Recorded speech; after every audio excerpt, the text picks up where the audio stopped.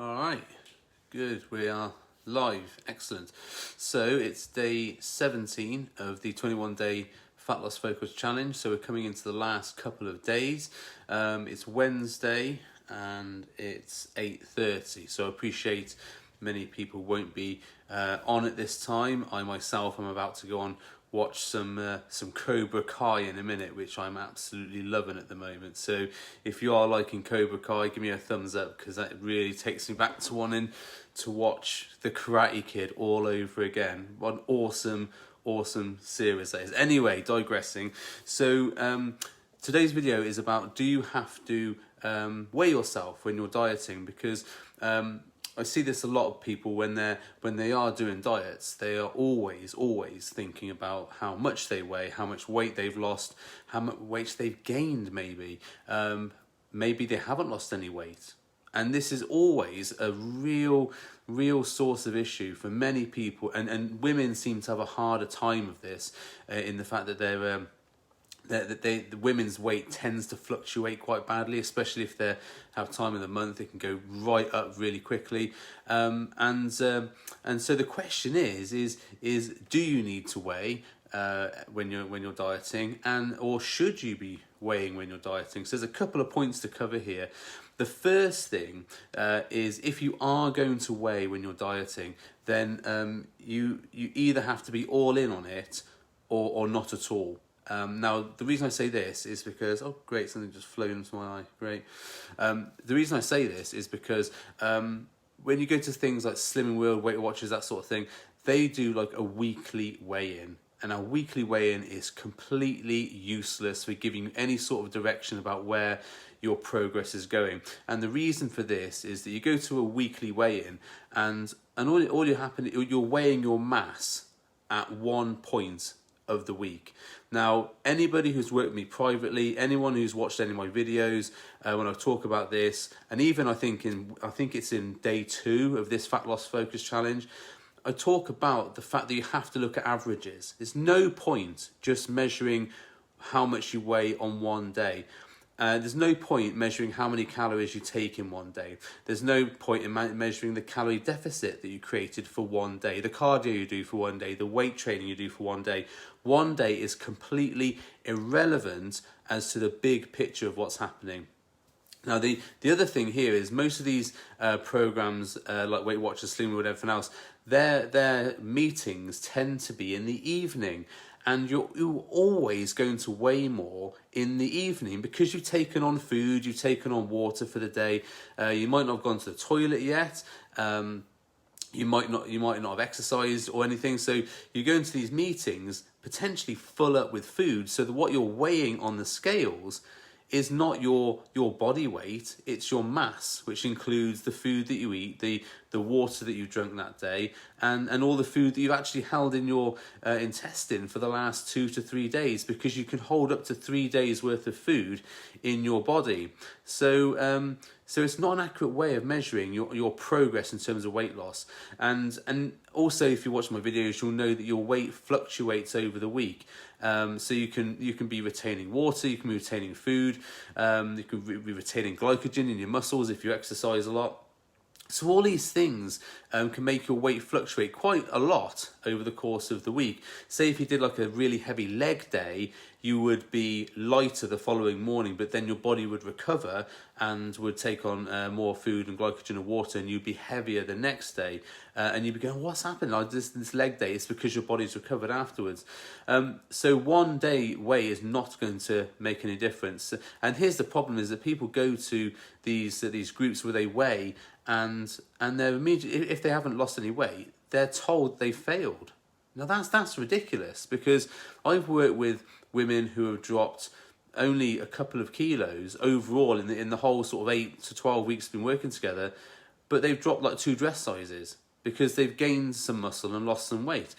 So they look incredible, and they have lost body fat. You can tell that by looking at them, but on the scales they've only lost like 1 to 2 kilos.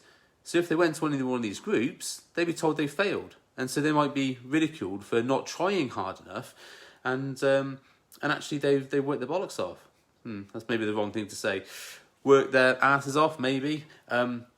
But the fact is, they've done the diet, they've done the training, they've done the calorie deficit, and they have lost body fat, but they've gained muscle at the same time. And this is why those sorts of groups tell you not to exercise, because they know that exercising is going to build muscle, which is going to retain glycogen, which is going to make you heavier. So their sort of measure of your progress, as in your body weight, that then comes into question. And if you haven't lost weight, you might leave the program. So they want to be getting you losing weight, but they tell you not to exercise for that reason. And that's not got your best interest in mind. That's not got the interest of your long-term success in mind, because exercising is part of a healthy, long, leaner lifestyle. So you should be exercising a lot. You should be doing as much exercise as you can without overtraining, because exercise is a great thing to do. So if you're going to weigh, don't weigh just for one day in the week. You must weigh on the same time every single day, so that you can log it and get an average of what your weight is over the week. Excuse me. So if you do this over time, over 3 to 4 weeks, you'll start to see a trend emerging where, and here's the thing, is if you are measuring over an average, all those weight and water fluctuations, all that stuff that happens in the week, that will even out. Because if your weight is dropping on average, all the water fluctuations, glycogen fluctuations, food fluctuations, they'll all become a constant. And if you're dropping weight over 3 to 4 weeks, then you know that's body fat. Well, you can be fairly sure it's body fat, because if you were, water wouldn't fluctuate as in downward scale. It would always be representative of your overall body mass. So if you are dropping weight, yes, you get water fluctuations, the food fluctuations, but you're actually dropping weight over time. So that's what we're looking for. We're looking for an average weight drop. And an average weight drop won't be massive amounts of kilos. In some people that may happen. If you're very overweight, then you will drop a lot of water really quickly and a lot of food volume really quickly, because it's highly likely you are overeating a lot, which is what's maintaining the size.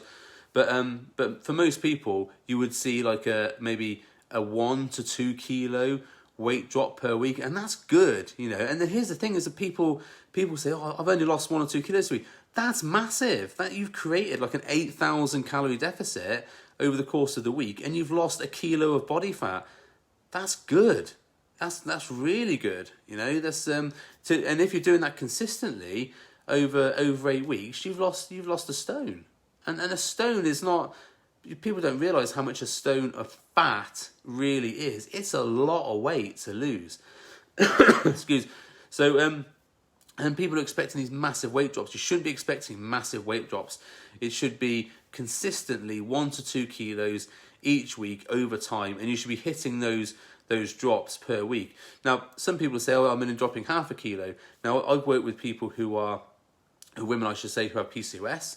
Hashimoto's disease, which affects the thyroid. All these things can affect your weight loss. So you might see very, very small amounts of weight loss, but actually see some very interesting variations in body composition. So you need to be measuring stuff. But here's the thing: if you are measuring your body weight over time, if you do have something like PCOS or Hashimoto's, it's really, really going to impact how much weight you're losing, and that can seriously depress you, because you see everyone else losing weight, and your friends dropped 2 or 3 kilos from doing the carrot diet or whatever, and you're there, exercising your bollocks off. I said that again, exercising your ass off, whatever, and doing all the work and doing all the diet, and you're not seeing the fruits of your labour. That's incredibly frustrating. So, I have been COVID tested. I'm not actually. I've just got a cough. So a few people I've worked with in the past, we've actually stopped tracking weight completely, because they were obviously gaining muscle. They were seeing improvements in their physique in terms of how their body was.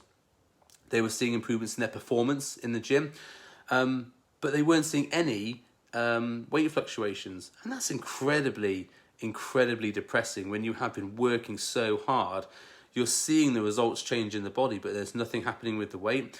So a few people I've worked with in the past, and obviously some clients I'm currently working with as well, we don't measure weight every day, because it's counterproductive to the overall goals. Now, if you calculate your calories properly, and you can see in the mirror that you're not gaining body fat, you're not sort of getting any big or whatever.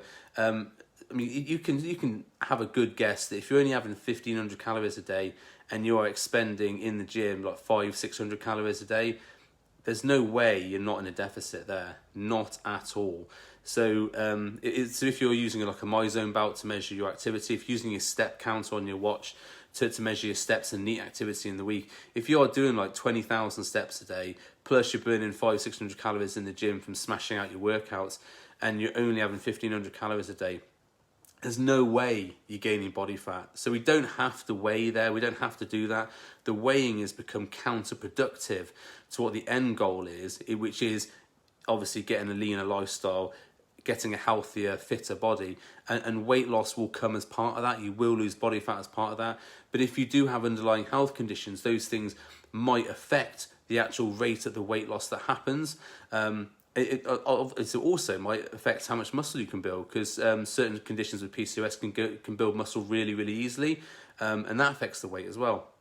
So you've got all these factors that come into play, and of course I'm talking about mainly women here, because it's mainly women who see these issues, but it's also sort of, I would say 70% of women who do get upset about their weight, because it is something that doesn't fluctuate a lot. With guys, because they've got a testosterone advantage, they generally do see some sort of weight drop, and because they've got more testosterone, they can see muscle gain coming on faster than say what a woman would. So with guys, it's generally not that big an issue, although it is also an issue.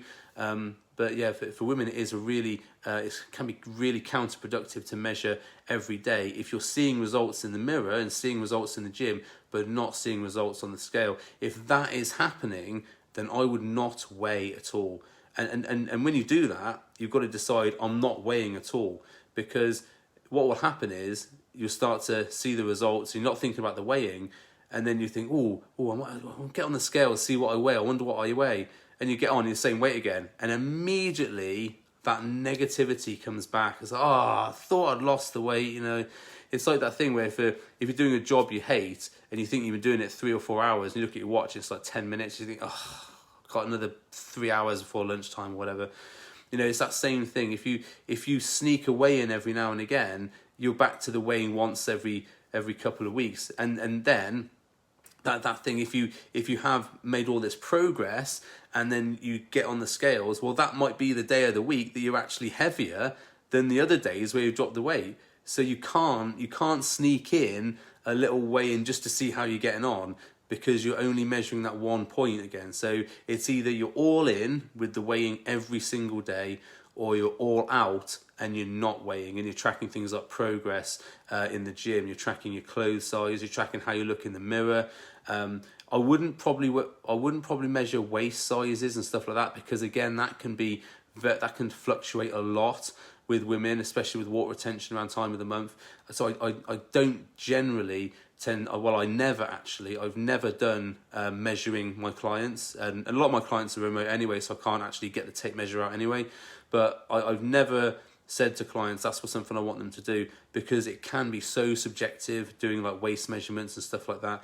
It's an easier way to measure if you measure how your clothes are fitting, because you can feel that. You can feel if the clothes are looser. You can feel if your shoulders are tighter and something, and your waist is looser, which is an evidence of muscle gain. So all these things you can measure. You don't have to measure weight, but if you are going to measure weight, you've got to go all in every day. If you're not going to measure, you can't sneak in a weigh-in every sort of couple of days to see how you're getting on. That'll be going right back the other way to the negative. So the answer to the topic, should you weigh every day? You don't have to if you are using other measurements to track your progress. Now, it's really important that you do track something. So I would track calories for sure, absolutely, if you're not going to weigh, because how are you going to know what you're eating otherwise? You must track, say, your performance in the gym or your steps. So if you're tracking your steps and you're tracking what you eat, but you're not tracking your weight, you can actually then measure by how your clothes are fitting. Oh, my activity is really high, and I know I'm eating a certain amount of calories a day. If you're not tracking those things, or one of those things, you're going to come unstuck, because you'll be lazier in the day if you are in a calorie deficit. And if you don't even know if you're in a calorie deficit, you might be overeating. So that's really key. And so tracking the weight, you don't have to do that. But if you're not going to do that, you must track other factors as a track of your progress. It's all about progress.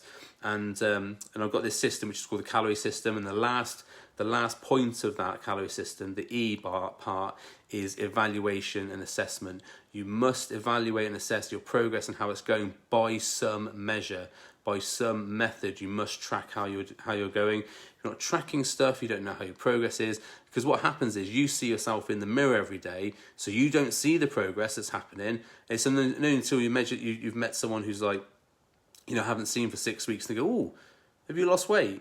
And you go, "Oh, yes, I have. Thank you." If they've said that without being solicited into, "Oh, I'm reading a weight loss book," and they go, "Oh, have you lost weight?" You go, "Oh, yeah, yes, I have." It has to be unsolicited. But if they do say, "Oh, have you lost weight? Are you looking better? Have you done something?" You know that it's working, because you see yourself every day. You won't see the progress. If someone who hasn't seen you for a while says it, then you know you're making progress. But I probably wouldn't use that as a measure. That's a good reinforcement factor, but you need to be measuring your other stuff every day. Otherwise, you won't know, and you'll always feel negative about yourself, because we are always our own worst critic. So that's the video for today. Thanks for watching if you are. And if I do these videos, feel free to comment and ask a question. It's not just me barking some stuff at you. If there is a question you want to ask me about one of the topics, please put it in. If you're watching this back, please comment below. If you're watching this on YouTube, then fine, put something in the comments, and I'll go back and answer that as well. If you're listening on the podcast, because these are all going to be repurposed on podcast, then feel free to send me an email, and I'll answer that question. Okay, thanks for watching. Enjoy the rest of your evening, and we are on day 18 tomorrow. 4 days left, and it'd be nice to see your progress.